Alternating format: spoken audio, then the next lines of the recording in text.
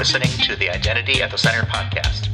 This is the show that talks about identity and access management and making sure you know who has access to what. Let's get started.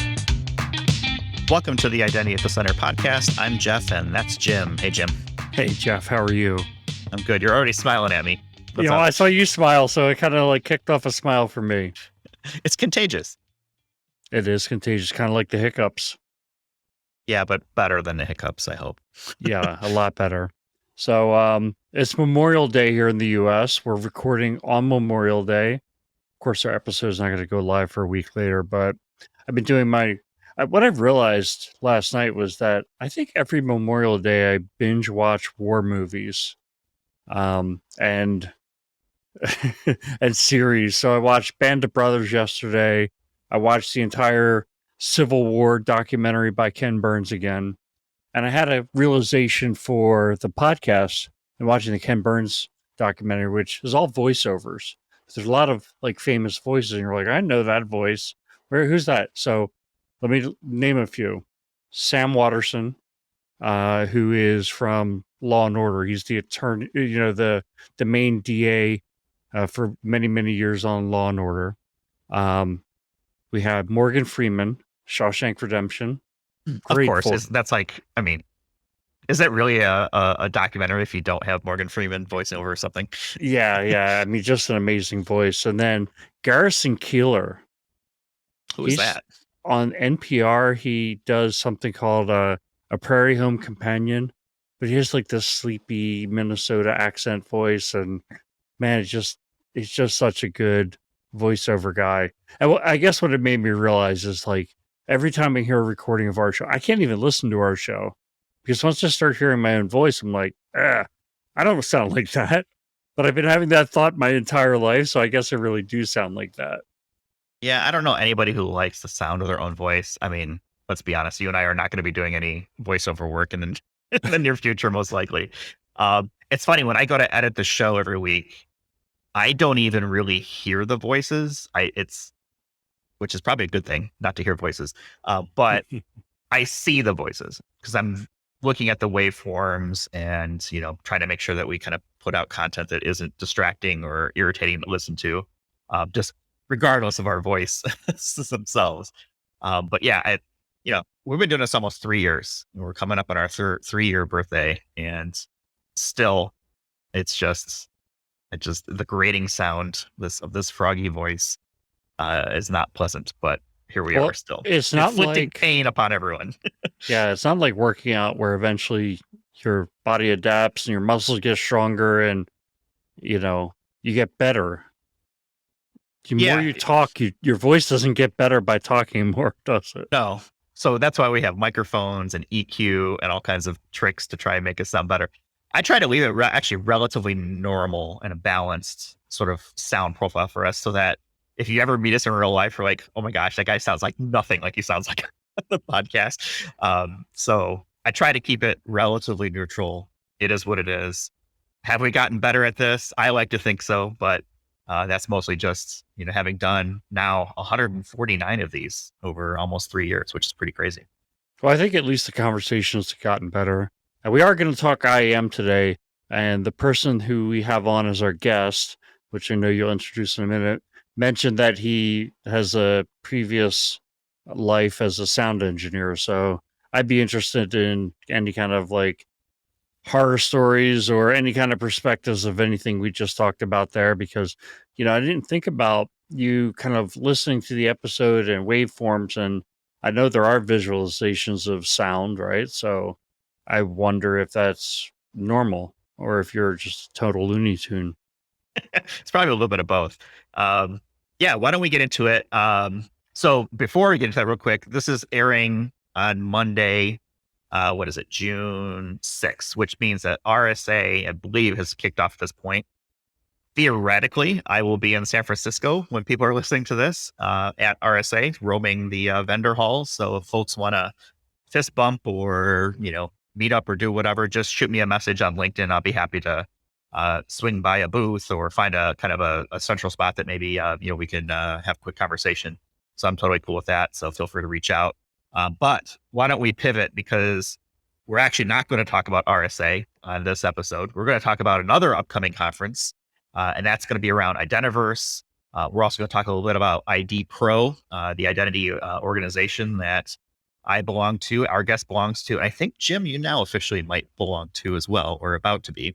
I put in my application, but they haven't run my card yet. So I would say officially I'm not, but I put in that effort.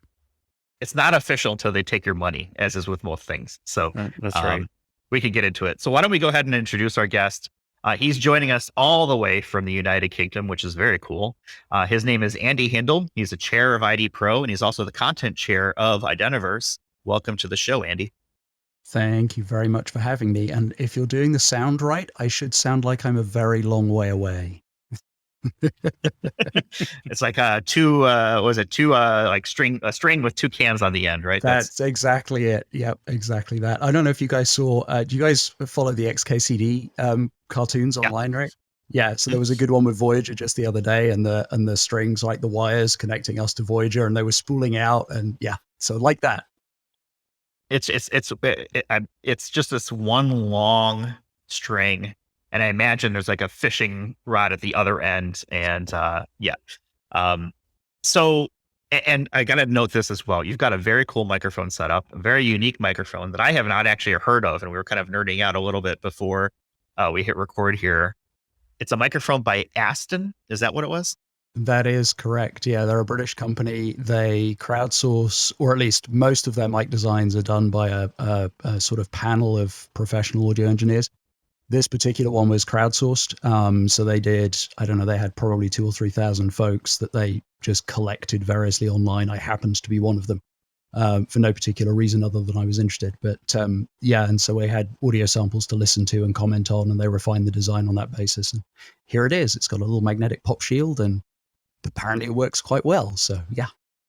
Yeah, I mean, obviously this is an audio podcast, so people can't see it, but I'll try to describe it. Let's just picture in your mind what you would expect like a radio broadcaster to have in like his setup. He's a real pro's pro. Let me just put it that way. He's got the headphones on. He's got the pop filter. He's got the cool microphone. Looks like it's on maybe some sort of boom arm that's kind of hanging over just right.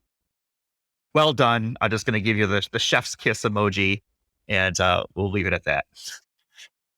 So why don't we get into a little bit about your identity background, Andy? Because, this is one of the things that we like to do when we have someone on for the first time and talk through sort of how did you get into this, wonderful world of identity and access management, maybe. Is it something that you chose, or did it choose you? Yeah, so I think in common with a lot of folks, I fell into it almost by accident, right? So, I mean, Jim alluded to this earlier on. Way back, I was involved in some sound design and some lighting design semi-professionally through university and a little bit after. Japanese was actually my major at university. And again, in common with a lot of folks, a lot of my friends in the identity space, not a traditional technical background in that sense. But I ended up working for a software company, initially doing, kind of web design, and then fell into a pre-sales technical role with a startup, North American software startup. I was fourth employee, I think. Yeah, fourth employee in Europe. Did that for a while. We got acquired by, he says, thinking hard, because it was a long time ago, Macromedia. Macromedia, and I carried on doing, some field product management, product marketing. Macromedia then got acquired by Adobe, and I stuck it out in Adobe for a couple of years. And then an old colleague of mine reached out to say that he'd landed at Ping Identity, and would I be interested in coming and helping them figure out how to set up a European operation. So this was back when Ping was...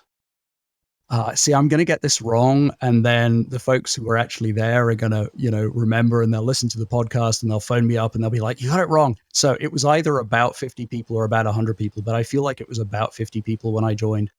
I was the first employee outside of North America at that time. And so again, with a mixed kind of technical and business background, it was essentially go figure out, what we do in Europe, which was kind of fun. So did that for about 3 years. Replicated that process for Asia Pacific, and then finished up doing some technical marketing and some channel development for them. So that was, that was my falling into identity. And as with many people, once you fall in, it's kind of, it's not so much that it's hard to leave. It's just, you don't really want to, right? So, Yeah, yeah. that's a really cool background. I got a quick follow-up question because actually a few here. So you mentioned you studied Japanese, and I'm just curious, as kind of an off-the-cuff question, is what are some of the challenges that you see working with, predominantly, I guess, English interfaces, and then having to convert that to something on the Japanese side? Is there a lot of work to kind of make that conversion done, or is it simpler than what I'm thinking? Yeah, that's a really interesting question. So, from a technical standpoint, we absolutely used to run into challenges with that, right? So, I mean, this is going back a ways, but before Unicode was really consistent, UTF-8, UTF-16, all of those challenges, right? We're past that now, which is good. And for the most part, if you look at UX design across, and I'm not being specific about Japanese here. Japanese is actually one of the easier ones to deal with in some ways.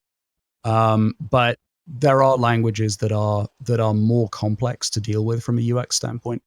But most of those issues have kind of gone away. So really what you come down to is actually a cultural issue. And again, this is not specific to Japan at all. It's simply that the way that people approach applications is different based on their cultural background. And we even see this within countries, right? So you look at particular populations within a nation state, for the sake of argument. I don't know, an elderly population or a digitally disenfranchised population or whatever, or kids, right? I mean, children are a great example of this. The way that they approach working with, interacting with an application is fundamentally different. And so those challenges you get, but with cultural nuance, right? But yeah, it's a really interesting problem. And at the risk of diving headfirst into the identity thing, it's absolutely a problem in the identity space because, for one thing, an awful lot of folks in the sector evidently are based in English-speaking countries. Obviously, not everybody, right? But as we start to look at taking some of the technologies out to other places, we run into things that we've just never thought of, right? So I know in the EKYC working group, for example, all sorts of questions about simple things like, what does a phone number look like? And it isn't the same number of digits everywhere. And some places don't worry about area codes, and some places absolutely need to have, the international code properly formatted, like ITU formatted, which is +44. And you do that for the UK or +1 for the US. And then, you do that in some interfaces and it's fine. And in others it isn't. And a standard, of course, has to account for those things. And that's a simple example, right? I mean, you start to get into things like passport numbers and stuff, and it gets squirrely quickly. So. Yeah, I think it was, I got my first kind of exposure on the international side a very long time ago when I was trying to design knowledge-based authentication questions. And, this is probably very early on in my career and kind of writing out some of those things. And someone looked at this and says, okay, well, I think it was in India that we were kind of doing some translations. Like, this doesn't exist in India. It's like, oh, crap, you're right. You need to figure out like what are alternatives for that. So I just wanted to kind of pick that out because I thought it was really interesting. So right now you are a chair at IDPro. You're also a content chair at Identiverse. So I got to ask, one, how many chairs do you have? And then two, what does a chair actually do? Yeah. So there's a really facetious answer here, which I'm just gonna avoid saying it. But yeah. So chair is an interesting thing. What it really is, at least in the context of IDPro, is it's chair of the board. And so the job of the chair of the board essentially is to run the board, and it's actually widely misunderstood. And not just in the context of IDPro, right? Like widely misunderstood. People have this impression that the chair is actually the person that runs the organization. And normally you'll find that that's either a president or a CEO or an ED or some title like that, right? The job of the chair is effectively to operate the board. And so that's what I do currently at IDPro. I've been in that role for a little under a year, and due to the way the bylaws work, I will actually step down from doing that officially, or should do, in June. And then I've got another year to run out on the board just generically before I step down, because I'll term out. And again, we have those rules in place just, from a good governance perspective, right? Now, much similar actually in the case of Identiverse. The fundamental role that I was asked to do when Andre asked me to do this. So Andre's the CEO and founder of Ping Identity, and also started up Identiverse originally when it was called Cloud Identity Summit, right? And so what he asked me to do essentially was to look after, manage, curate, whatever word you want to use, the agenda, the content, the topical direction for the event, through the year. And so I have the joy of being able to pull together a group of subject matter experts, both within the identity industry and also from outside of the identity industry. So adjacent industries, cybersecurity, privacy in particular. And that group of people, call it the advisory board or the content committee or, whatever, is the group that I sort of look after and help to get to a point where we have an agenda that's valuable for people, right? And so the process there essentially is we run an open public call for presentations. Those come in. We always get way more than we can possibly accommodate. But it's kind of wonderful to be able to go through those and then, find things that are really topical, really well put together, stitch them together into an agenda. And then the process we're just getting into now, which is the content review process, right? So every single presentation comes through the content committee. And we go through not an editorial process so much as just a process to help make sure that presenters get the most out of the event. Is their deck the right length? People often think they can get through more content than they really can, right? Is it pleasing? Is it avoiding anything that might come across as a product pitch? Those sorts of things. So that's essentially the role that I play is looking after that group of people. That's great, Andy. One of the reasons we wanted to have you on as soon as we wanted to have you on, right? So this episode is going to go live on June 6th, is that Identiverse is taking place June 21st through 24th. It's in Denver, which Denver's not typically the place I think of when I think of large conferences. Usually it's like, well, in our industry, it's been San Francisco or Las Vegas or maybe Orlando or Seattle. But obviously, Identiverse is in Denver, which I'm excited because I'm planning on attending to visit Denver. I haven't been there in a while. One of the big pieces of news on the conference is that it's changed hands, changed ownership from Ping to a group called the Cyber Risk Alliance, which can be found at cyberriskalliance.com. But I'm kind of wondering from your perspective, what should people expect to come about as a result of this ownership change? Yeah, that's a really good question, Jim, and I'm delighted. Hopefully, that you will be there, so we'll get to properly meet in person. I'm excited about that. Essentially, coming out of the end of last year, we obviously ran the conference last year as a hybrid event, and the year before we ran it as a virtual event. And I think there was an opportunity for Ping, who, as noted, Andre founded the event, and it's always been run as an industry conference, but by Ping Identity. And they realized that there was an opportunity to have somebody else take it on and really invest in it and allow it to grow in a way that, would be of fundamental benefit to the industry over time. So that deal closed in December. And just to be clear, I don't actually, although I used to a long time ago work for Ping, I left Ping Identity at the end of 2013. And I took on the role for Identiverse in 2015. So I actually have done that as an external consultant, not as a full-time employee. And that holds true, right? So there are some things that I know a little bit about what CRA does, Cyber Risk Alliance does. But I don't, I'm not inside, as it were, from that perspective. But really, this is about how do we extend what we do at Identiverse, partly to make sure that everyone that's in the identity industry, kind of the identity professional, is able to get there, is able to attend, knows about it, is getting material there, conversations there, networking there that's relevant to them. And then beyond that, there are the obvious adjacent industries, right? So the edge of cybersecurity that sort of bleeds into identity, and the edge of privacy that bleeds into identity. The other thing that I'm interested in doing longer term is starting to get some of the business people along, right? The decision makers, chief digital officer, those folks, because ultimately it's their projects that many of the identity systems and solutions that get put in place are driving, right? I mean, it's kind of the key enabler for a lot of this stuff.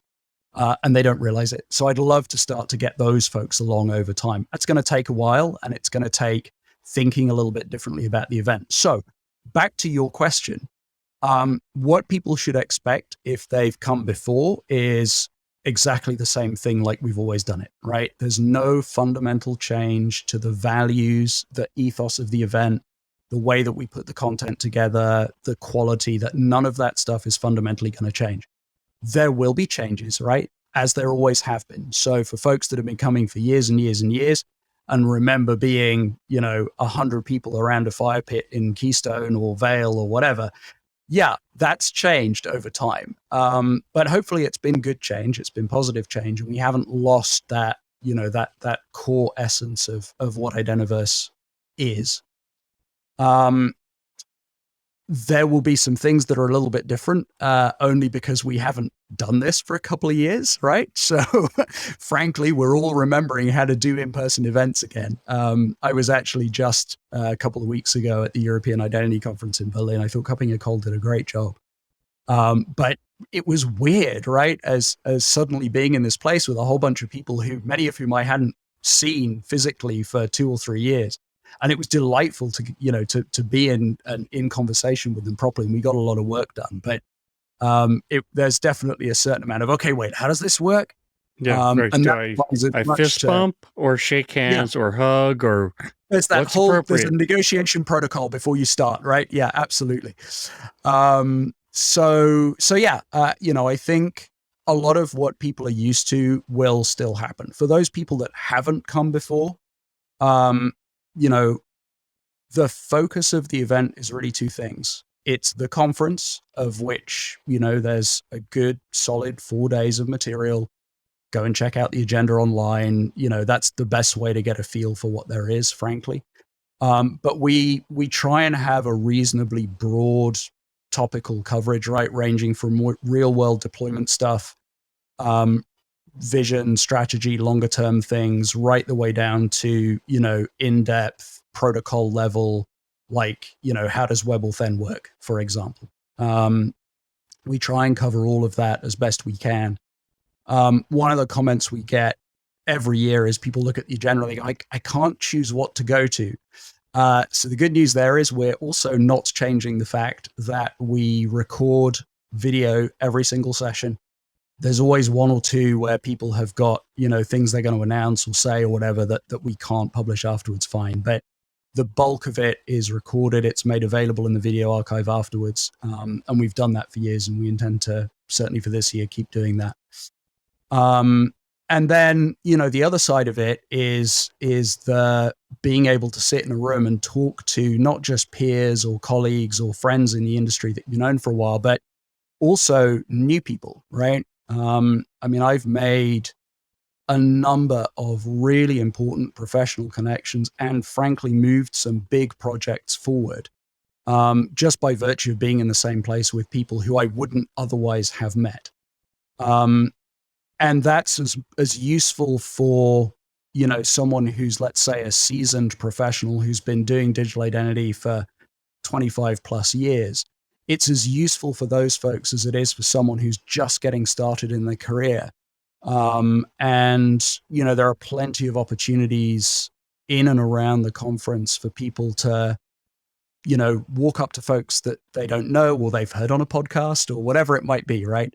And have a conversation and get to know them and solve problems and learn things and all of that stuff. So Yeah, I mean, as someone who's going to Identiverse for the first time, I'm wondering what to expect in terms of the networking aspect. To me, that's the thing we've been missing out on so much over the last couple of years is that in-person ability to start making connections with people. Maybe they spin off into lasting friendships. Hopefully they at least spin off into interesting conversations. When I look at the folks who are going to be speaking in different sessions at the conference, I know the quality of the content's going to be good. When I see messages coming in from folks that I've worked with, either clients or past coworkers, I know that the attendee base is going to be a lot of folks who are, who have been in this industry for a long time. And so I guess my question to you is kind of what to expect, how to kind of navigate the social aspect. And then for an Identiverse newbie like myself, do you have any specific recommendations? yeah. So I paused briefly, and the reason I paused briefly is I was thinking that there's a thing that we actually wanted to do, we planned to do in 2020. We obviously went virtual that year, so couldn't do it. Last year was complex and hybrid and strange, and this year we're sort of getting used to a new operating model and relearning how to do this thing. One of the things we'd wanted to do, and your question reminded me of it, is I really wanted to do a newcomer to Identiverse, breakfast on day one, and bring in a bunch of the folks who have been coming for years and sit them in a room with a bunch of folks who've never been before and do 5 minutes of, okay, just to orient you in the conference, this is kind of how things flow. And then spend the rest of the time enjoying breakfast and talking with folks who've been in maybe some of the folks on the content committee and some of our regular presenters and some of the folks that have been coming for years, right? And so I'm a little frustrated because I would love to be able to say, yeah, and we're doing that this year, and we're not, but we should. So I've made a mental note that we really need to try and do that. With that said, I think there's a couple of things. One is, there are lots of social activities happening around the conference. Some of them are organized by the conference. So the welcome reception on the first evening, for example, the founders party towards the end, for example. There's stuff going on in the mornings as well, right? Mostly more physical stuff, but we've done a boot camp there for years and years. Same two guys. They're really good. If you're into that kind of thing, it's a lot of fun. It's hard work, but it's a lot of fun. They've added, I think, a yoga thing in the mornings as well. So there's lots of that happening, lots of snack tables and lunch meetings and all those sorts of opportunities exist. And that's just the stuff that's on site, right? So undoubtedly, a number of the sponsors and other vendors that are in and around the event will be, doing things. I don't necessarily know what those are, but they're bound to be happening. And I think the recommendation that I'd make there is, frankly, is just go and engage in those things. Now, that's a really easy thing to say. And if you are, if you're coming at this, maybe you're a couple of years into your career, maybe you're just naturally a little bit more introverted. And I'll be honest, I am. And I know that sounds a little strange, but I am. And it can be a little bit daunting, right? You walk in, there's a bunch of people, many of whom have known each other for a long time. And it's like, how do I break into that conversation? 9 times out of 10, the answer is just go ask somebody a question, right? So find a session that's interesting, grab the speaker afterwards. Don't be offended if they haven't got time right at that minute because they might be running to another session. But almost everybody, I mean, I'm not going to say everybody because there are always exceptions that prove the rule, right? But this is by and large an extremely welcoming, friendly, helpful industry. And for the most part, if you get engaged, people are gonna want to have a conversation with you. So that would be, I think, my recommendation. As far as things not to miss, so I'd be foolish if I didn't say you should go to their keynotes. That's why they're keynotes. So please go to those. Beyond that, I would say, take a look at the agenda. The way that we structure it is that we have, rather than tracks, we have topic areas. We've got 7 of those, ranging, like I said earlier, from things like real world deployment stories right the way through to vision, strategy, privacy. We've got some stuff this year on identity verification specifically. So have a look at the topic areas and pick a couple that you think are particularly relevant or interesting to you, and then just pick a handful of sessions that seem like that speaks to me, right? The title is interesting, or the speaker is maybe somebody that I've seen before or heard before. That's usually a pretty good way to start, at least sort of piecing things together. The other thing to have in mind is, if you are in a space where you're deploying these technologies, right? So you work in an enterprise or in a consulting firm, and you're in the business of actually, building, deploying identity solutions. Absolutely worth spending time on the show floor, right? Lots of vendors doing interesting things. But the other thing is, we have a very small amount of sponsored material in the main agenda. And the reason I mentioned that is, particularly if you're in the kind of real world practitioner space, some of the masterclasses that those sponsors do are incredibly valuable, because they tend to focus very much on the sort of warts and all, this is how it actually works kind of thing, rather than let me show you a pretty canned demo and you can imagine that everything is roses and beautiful, right? Because we all know that the real world doesn't look like that. What it looks like is messy, and how do I get this thing to work, and I'm up against the deadline, right? So that if you're in that area, that might be an interesting place to look to. There were a couple sessions that jumped out at me as I was looking at the agenda, and I have to tell you, I'm very disappointed I won't be able to make it this year. I had to make the call this past Friday, so just a couple days ago. I'm in the process of moving and purchasing a new house, and it's just everything's happening at the same time, so I'm not going to be able to make it this year. But I'm hopeful to catch some of the stuff online, kind of post conference. But identity in the metaverse, I think, is interesting, because I feel like that's such a buzzy word right now. I feel like you can probably gamify some of these sessions and have some sort of like bingo card: metaverse, Web3, decentralized, blockchain, and see, and give some sort of like award if you're able to make bingo on one of those. And I will absolutely echo, Andy, what you said about really just the quality of people that are attending these events, and the total openness to just meeting new people and introducing yourself and really kind of getting into the conversation. I feel like this is one of the areas that identity as a whole is very good at as a profession itself. Is people will, are totally cool with you walk up and say, introduce like, hey, Andy, I'm Jeff, blah, blah, blah, or hey, Vittorio, or hey, Heather, or hey, Ian, right? They might be up on the stage, but they're normal, real people too. And, they're more than happy to, to have a conversation. Like I said, sometimes maybe the timing isn't so great if you are kind of going back and forth, but, I'm one of those folks too. Is like, I love to meet new people and just kind of hear, the stories out there. I would totally, get into that, with folks, but, that is something I will definitely echo. Jim, I know you've been kind of looking over the agenda, and is there something specific that you're looking at as like, oh, that looks interesting? I mean, to your point, like everything looks interesting. So I don't want to leave, ignore all those. But there's one called AWS Masterclass. And it's like I've been racking my brain and watching a ton of YouTube videos on how to manage IAM at AWS, not just AWS, but cloud infrastructure in general, because I don't think there's just a product. Just buy this product and you solve the issue. So to me, it's like anywhere that I could drink out of that fire hose and get information and continue to kind of build that basis for how do we manage identities in the cloud, and what kind of framework and what kind of approach do we need? Because I feel like it's pretty well solved in the traditional human context within the enterprise.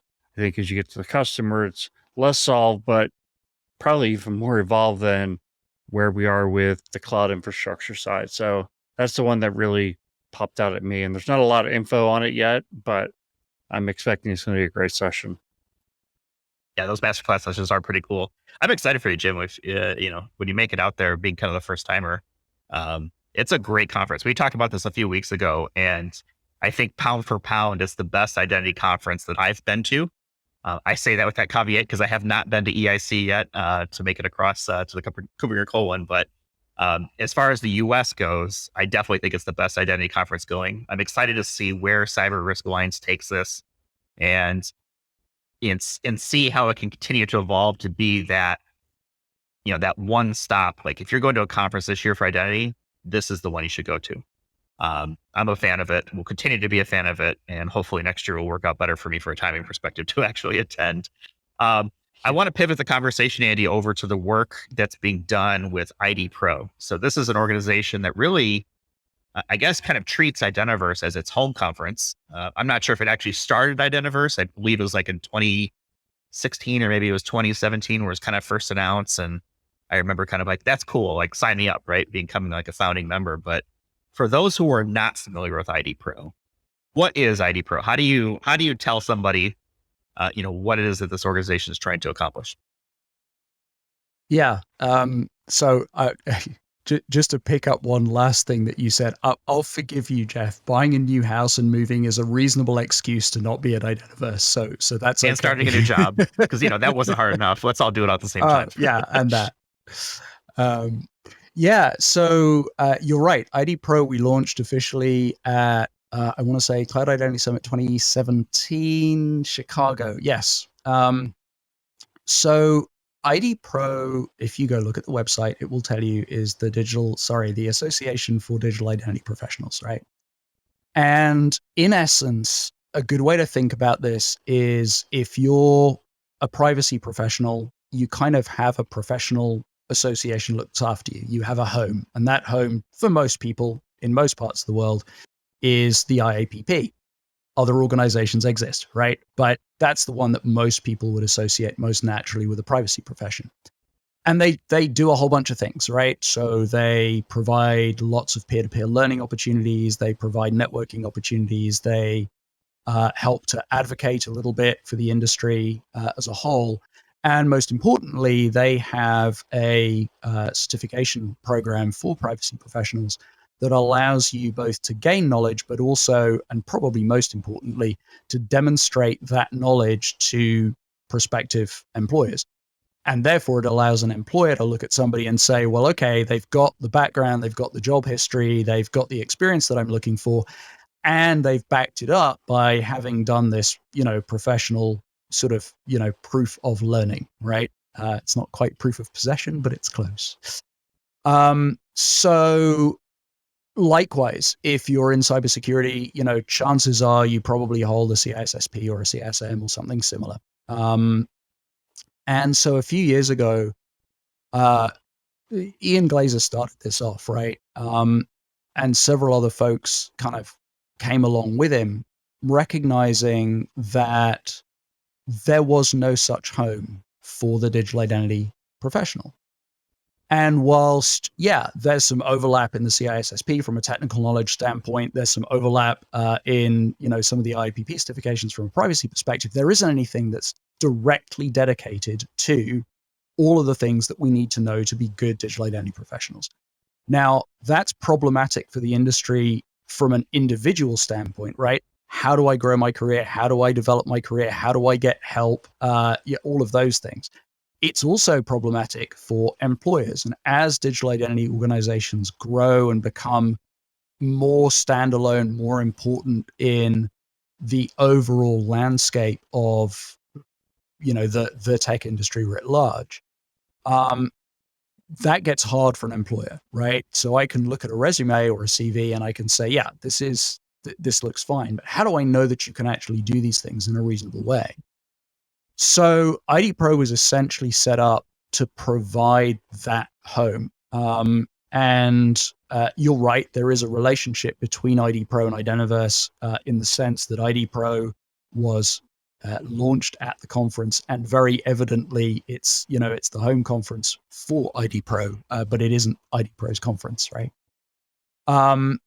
And we started out essentially with, okay, the biggest problem we have is there's some lightweight networking things that we could do just to help people have other mechanisms to talk to others, talk to peers in the industry.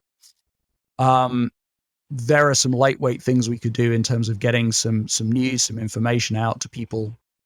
But two biggest things. One is there's no single written down source of independent, i.e. non-vendor knowledge about how all of this stuff works. And so we started putting together a body of knowledge. One of the first things that we did pretty early on is we hired a principal editor by the name of Heather Flanagan. She's done this similarly in other places, very well known. And she's put together a very robust, peer review process to get those articles for the body of knowledge written by folks in the industry, properly edited, approved, out with a comment feedback mechanism, and then a review cycle on an annual basis to make sure that they stay current. That is a work in progress. It's not like it's all done. It will probably never be done because the industry keeps changing, which is both awesome and deeply annoying. But it's a start, right? And there's quite a lot of useful material there already. And people, routinely get in touch, although we'd love to hear from more folks, right, who have knowledge and who are interested in writing something up and getting it, into that general body of knowledge. So that's the first thing. The second thing is, okay, what do we do about a certification program? And so last year we were able to launch at Identiverse. We announced it, and then the first kind of available exam came out in, I want to say, September. The CIDPro or CIDPro, which is the first, as far as we're aware, independent, non-vendor, non-profit certification for digital identity professionals. Now, it's specifically aimed at what you'd call the 2 to 3 year pro, right? So they've been in, maybe came out of college, came out of university, went into a job, looking after identity somewhere in some enterprise. They've been doing that for a couple of years. They've got some knowledge. Let's demonstrate that they have that knowledge, right? So it's broad, deliberately broad, not super, super deep, but it does have, some areas in the swimming pool that are a little deeper than others, right? But that's what that's aimed at. And we just, we kind of did it, I suppose, the right way, in the sense that we worked with a third party, a psychometrist, to help make sure that we had proper questions that were fair, well-structured, testing different types of knowledge, different cognitive levels. I know more about how exams work now than I ever did before. It was actually kind of a cool process. And a whole bunch of folks in the industry, both, IDPro members and not, helped with question writing. So we released a first form of the exam last year. We just released a second form. That's kind of invisible to the end user, in the sense that you take it, you get questions. Those questions just come from different banks of questions to make sure that it's fair and varied and different every time. So yeah, that's IDPro. That was a really long answer to a simple question. I'm sorry, Jeff. Well, there's so much to cover with it, and I think it's an organization, obviously, that I support. You mentioned CIDPro certification. My claim to fame is I have, I think, one question in that bank of ever-growing questions. So what might have started off as, there's maybe a 10% chance you might get my question, is probably dwindled to maybe 1% probably at this point. Nonetheless, Jeff, you have our undying appreciation. I know how hard it is to write those questions. So yeah, having sat through those meetings was interesting, and I feel like there's a little bit of an NDA in place, so I can't really kind of talk too much about it, but it was certainly eye-opening. And there was actually lessons that I took from the whole question writing process to start thinking about how would that apply in the identity world, running a program, accessibility, readability, understanding of things. These are all things that an identity program needs to have part of their strategy, right? And this is why I kind of led off the question too. When we were talking about, the studying of, I think it was Japanese when we kind of first started, is those cultural differences and what does that mean?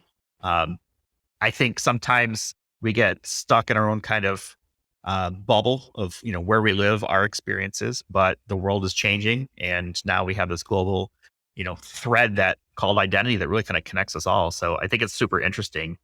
And I'm glad to hear there's a version 2. I will tell you, I don't think that the test is easy by any stretch. I think a couple of years is definitely good. I know that there's some people who kind of look at it and they're in the business of collecting certifications. So I think this is something that actually does a good job of actually validating, does this person know what they're talking about when you want to have an identity conversation around things. So I'm excited to see how this whole testing and certification process sort of evolves over time and continues to, keep pace with the industry itself. Yeah. When will we see our first passwordless question, for example, or metaverse, or Web3, or blockchain, or whatever it may be, as those things sort of rise into relevance for our space. So you said blockchain now twice, and on neither Yeah, I occasion have you know. had a drink, Jeff. So there's clearly something Yeah, wrong. it's because I was looking at that metaverse agenda item for Identiverse, so Yeah. that's what I'll blame it on. Um, Andy, you've been super generous with your time, so I want to start to kind of wrap things up. When we have folks on the show, we always like to end on a lighter note. And we were kind of talking about this kind of briefly before we started. What I usually do is come up with a few different questions and let our guests choose. And the one that was chosen, which I think is going to be kind of funny because I think you and I have very similar answers probably to this. And here's the question for you, Andy. We'll go with you and then we'll go to Jim. What is the best restaurant in the town you live in? So what this means, just for clarification, is the restaurant has to be located within the boundaries of the city, town, village, tribe, whatever word you want to use to describe, where you live. I'm curious to hear what that is for you. So I live in a relatively small town in the kind of south of England.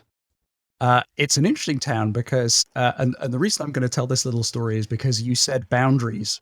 So the thing that's interesting about this particular town is that it's been here for a really long time. And when I say that, what I mean is that the town charter, so when it was officially named a town and was allowed to have a market, which it still has, is dated 1155. Looking out of the window of the room that I'm in, I can see a ditch and an earthen bank. And that is the original boundary of the Saxon town that predates all of that. So I'm just now worried because the place that I chose is technically outside of the Saxon boundary, and I don't know if that counts. Are we about to start like a land war? Because I feel like that's part of the history as well, right? Yeah, there's a ruined castle not far away from here that was involved in the Civil War. But anyway, moving on. So yeah, you're right. I live in a relatively small town, not a lot of choice here, but there's a little Italian place that we sometimes go to called Avanti, which is run by a couple of Italian guys. They do really good food. It's tiny, and it's very Italian. If you've ever been to Italy, to those little kind of corner restaurants, family-owned place, it's like that. So yeah, that would be my pick for where I live. So Italian, I feel like those are like sometimes the best places to go to. The small little places nobody knows about, but they're authentic, they're good. They'll never be Michelin rated, but they don't need to be, right? They're just a classic in its own right. Good choice. Jim, how about yourself? That's right. I mean, it depends on the day of the week that you ask the question, because I love Italian food. And once that was mentioned, I was like, oh, maybe I should change my answer to my favorite Italian restaurant. But I'm going to stick with what I came up with originally. And based on Andy, mentioning his major in college being Japanese, it of course brought my mind to sushi and my favorite sushi buffet, all you can eat sushi. And inflation really hasn't hit this restaurant too hard yet. I mean, it's still, I think it's $22 for an adult for dinner. And they have sushi, sashimi, all the, different delicacies that you could want. It's called Izumi. And I'm wondering from Andy, does that translate to something? Izumi? Yeah, it does. But you see, now you're exposing the fact that it's a long time ago that I was at university, and Japanese I haven't used very much. In fact, one of the last trips that I did before travel stopped in 2020 was out to Japan. And I was very kindly invited to give a presentation at the OpenID Foundation Japan conference, which I did deliver in Japanese, but it took an awful lot of help from my friends over there to get it done. So I feel like it might mean pearl, but I'm going to go and check in the background and go and look it up, and then we'll see, whilst I'm sure Jeff has an answer to this question as well. So. I'm sure they appreciated you, giving your effort so much on that. I'm wondering, Andy, is there any way for the Identity at the Center podcast to tap in to the Japanese IAM practitioner market without, simulcasting in Japanese? I mean, is there any way to pick up steam? That's actually a really interesting question. I'd love to pick that up, as a separate conversation. Like, I'm sure there's a way, and we know lots of folks out there, right? I mean, Natsaki Mura's been coming to Identiverse for a long time. He's obviously tied in with IDPro a little bit as well, and there are several other folks out there. I'm sure we can find a way. Yeah, that would be cool. I think I am all in favor of traveling. I've never been to Tokyo proper. I've only seen it on a bus on my way from let's see, it would have been the Haneda Airport and Takeda, maybe, I think. So that was an interesting travel story that I shared not too long ago on the show. So we'll go from there. I was Googling as you were talking, Jim, to try and figure out what this is. Izumi, I think, there's a few different translations of it, but fountain and spring. Yeah.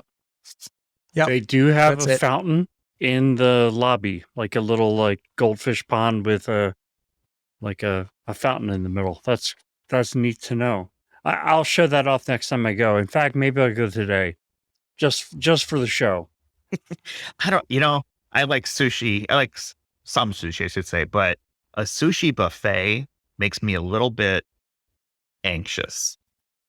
I would hope, and I'm sure they do. I don't want to, degrade anything that you're saying, but I hope it's on ice. I hope it's cool. It's maintained. It's fresh, right? All that good stuff. Yeah, you hope so. I mean, you hope so about every restaurant, right? This is absolutely true. I think if you eat cooked fast food, you're probably taking a little bit more risk than with sushi, where, I mean, the focus is on cleanliness and health. But should be. You certainly should be, right? It absolutely should be. So my answer on this question of best restaurant in the town I live in is very similar to Andy's.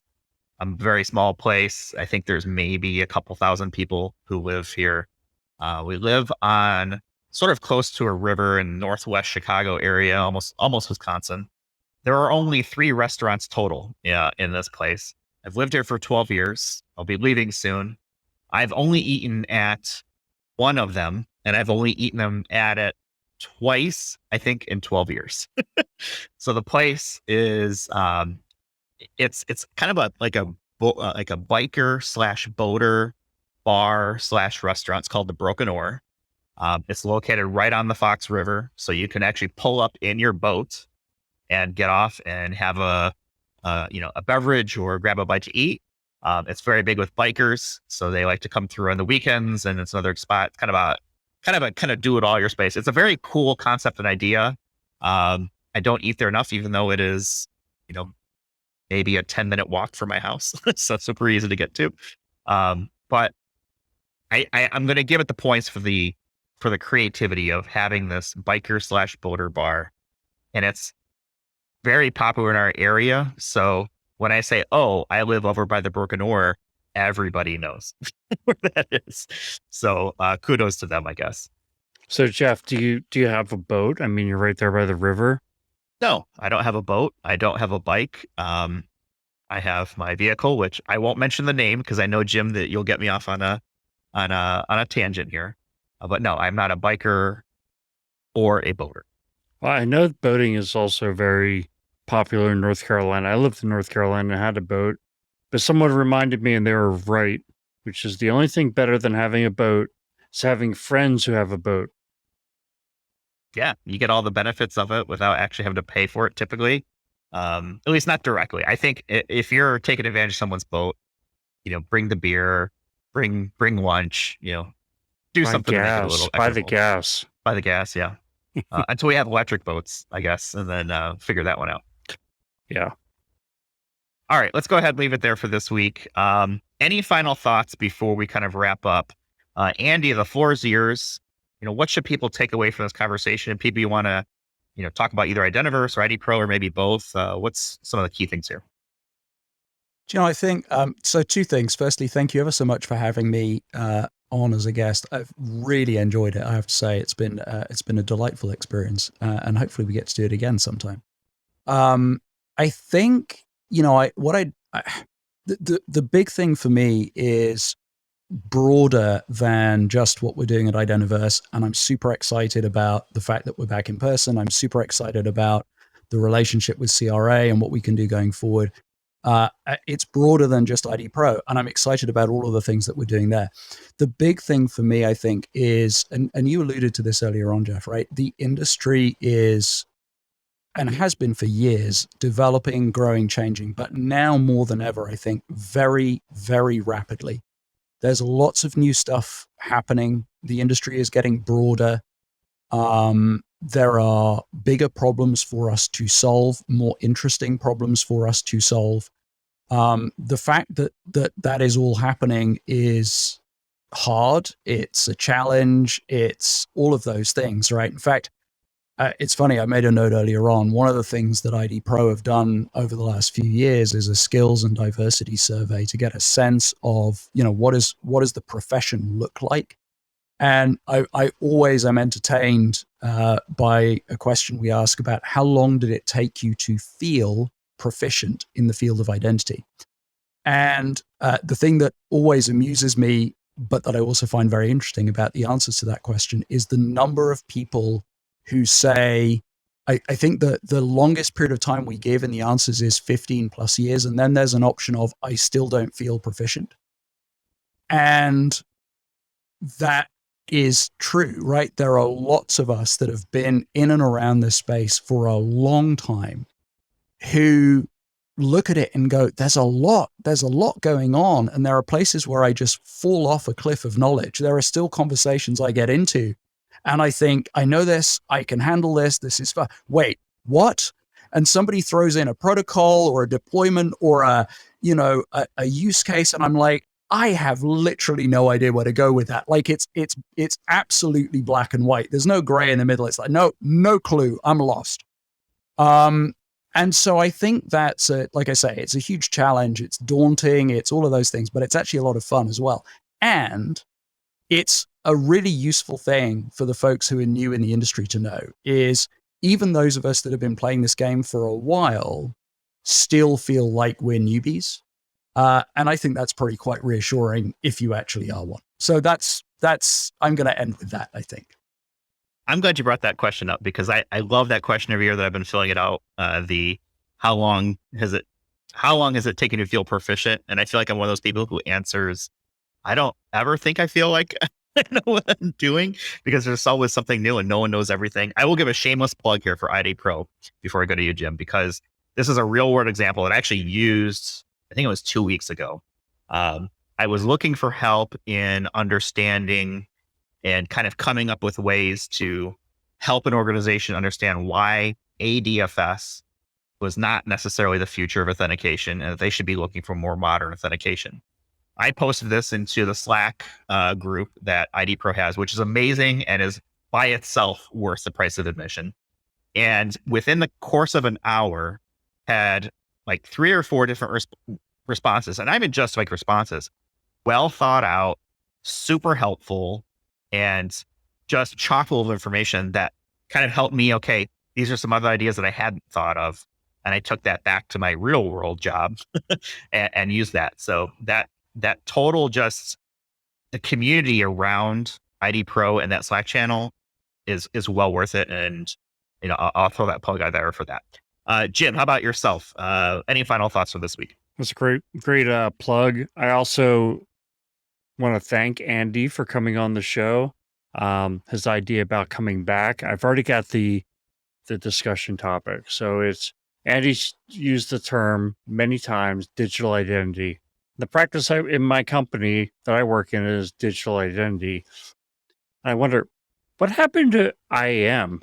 It's like, I've been saying IAM practitioners. There's nothing wrong with the term, right? But is there a difference? What's IAM? What's IGA? What's digital identity? Are they different, or are they all just different names for the same thing? So I think we could have a pretty good discussion about that. Yeah, I would love to do that. I think the definition of IAM would be an interesting topic and see how we would each define it. So, Andy, I think we'll probably reach out at some point and try to get something on the books, maybe do maybe a couple other people, even like a panel type thing, because I think that would be super interesting.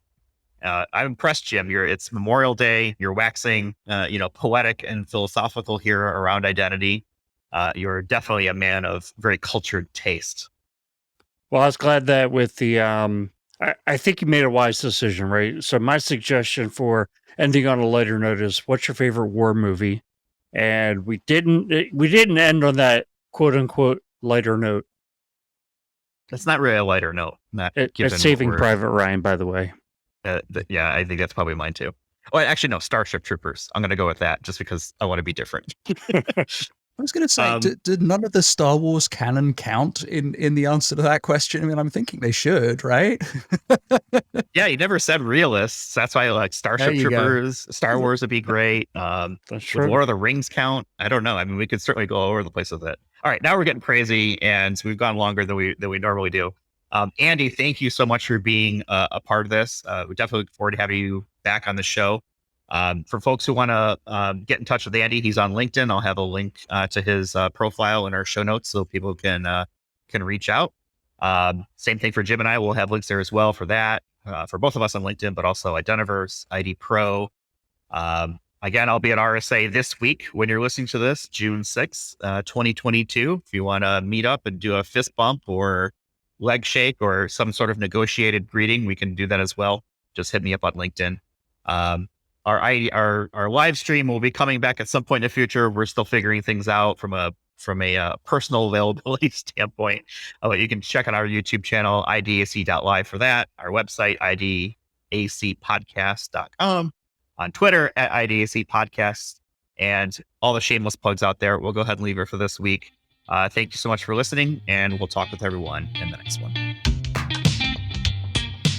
Thanks for listening to the Identity at the Center podcast. If you like what you heard, don't forget to subscribe and visit us on the web at identityatthecenter.com.